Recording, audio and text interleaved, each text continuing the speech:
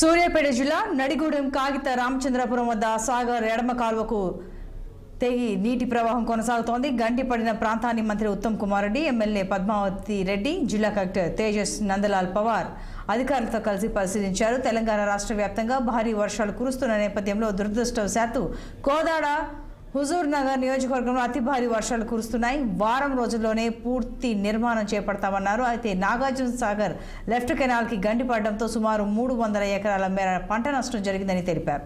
నష్టపోయిన రైతులకు కేబినెట్లో చర్చించి పరిహారం అందిస్తామన్నారు. అకాల వర్షాల కారణంగా కోదాడలో మృతి చెందిన 2 కుటుంబ సభ్యుల కుటుంబాన్ని ప్రభుత్వం ఆదుకుంటుందన్నారు.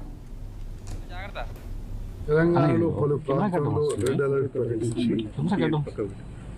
భారీ నుంచి అతి భారీ వర్షాలు పడతాయనే సూచనల మేరకు మేము రాష్ట్ర వ్యాప్తంగా కొన్ని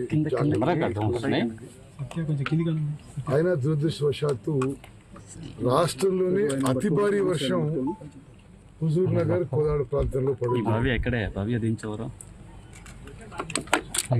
2 ప్రాణాలు కోల్పోవడం జరిగింది. అదేవిధంగా అనేక ఇళ్లలో నీళ్లు రావడం జరిగింది. అన్నిటికీ తగిన రిలీఫ్ చర్యలు ఇప్పుడు తీసుకుంటున్నాం. ఇక్కడ నాగార్జున సాగర్ లెఫ్ట్ కెనాల్ పై పాలేరు నుంచి బ్యాక్ వాటర్ పెరిగి ఈ నీళ్లు నాళ్ళు ఎక్కువై బ్యాంక్లో ఓవర్ఫ్లో అయ్యి బ్యాంక్ మెత్తబడి ఇక్కడ లెఫ్ట్ కెనాల్ తెగడం జరిగింది. ఒక 300 ఎకరాల పొలాలపై కూడా నీళ్లు పోయి అదృష్టవశాత్తు ఊర్లోకి నీళ్లు పోలేదు. ఈ 300 ఎకరాలు పంట కోల్పోయిన రైతులకు